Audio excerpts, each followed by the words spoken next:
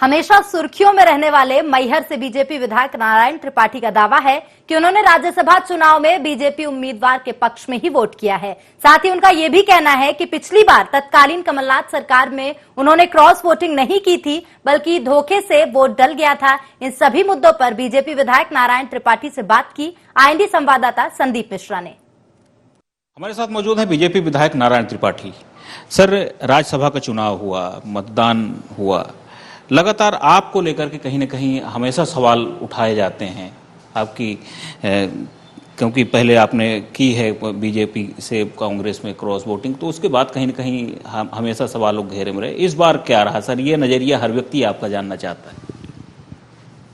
मैं cross voting तो कभी किए नहीं भाई, कभी आज तक मैं क्रॉस वोटिंग नहीं किया। एक बिल का मामला था जिस बिल में खुद भारतीय जनता पार्टी पूरी तरह सब लोग साथ में तैयार थे कि हमें बिल पास कराना है। मैं समझ नहीं पाया, उसमें वोटिंग हुई थी, क्रॉस वोटिंग में नहीं किया। और जहाँ तक राज्यसभा का चुनाव का मामला है, तो भारतीय जनता पार्टी की 2 सीटें चुनाव जीतेगी और एक तरह से क्लियर जैसे रिजल्ट घोषित है कि दोनों सीटें भारतीय जनता पार्टी चुनाव जीत जाएगी। कांग्रेस में जिस तरह से दिग्विजय को पहली वरीयता दी गई और बरैया जी को दूसरी वरीयता दी गई, क्या मानते हैं सर? क्योंकि दलित और इधर सवर्ण। देखिए, कांग्रेस का व्यक्तिगत मामला है। कांग्रेस पे यदि सोच होती तो आज उसकी स्थितियां ये न होती। अब कांग्रेस के मामले में मैं क्यों बोलूं, परंतु अब आपका सवाल है। फूल सिंह बरैया भी बहुत बड़े लीडर हैं और इस प्रदेश का उन्होंने बहुत बड़ा प्रतिनिधित्व किया।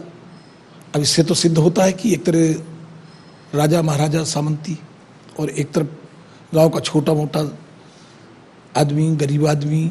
अब ये कांग्रेस की सोच है। कांग्रेस की किसको क्या करना चाहती है, एक गरीब वर्ग को, छोटे वर्ग को।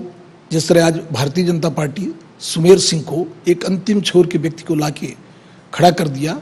अब इतना बड़ा जिगर चाहिए, इतनी बड़ी सोच होनी चाहिए, फ्यूचर का प्लान होना चाहिए। जिनके पास ये प्लान नहीं है, वो इसलिए इनका खात्मा हुआ, इसलिए तो कांग्रेस पार्टी खत्म हुई। 24 सीटों में चुनाव होने जा रहा है। भारतीय जनता पार्टी कितनी तैयार है? कितना आप भी देखते हैं? अभी लगातार आप भी बैठकों में कल शामिल रहे, कल भी, परसों भी।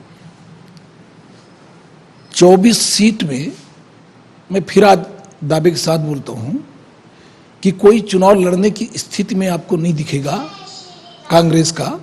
इसलिए कि अब तो कई चीजें हैं। लोग मोदी जी को देख रहे हैं, अमित शाह जी को देख रहे हैं, ये प्रदेश का जहां तक मामला शिवराज जी के काम को देख रहे हैं। फिर पूरा जो ग्वालियर चंबल इलाका है, 16 सीट तो वहां के चुनाव हैं। तो जब ज्योतिरादित्य सिंधिया और शिवराज जी और भारतीय जनता पार्टी एक साथ कंपेन करेंगे तो कौन चुनाव लड़ने की स्थिति में बचेगा? कांग्रेस के पास क्या है? न नीति है, न सोच है, न नेतृत्व है।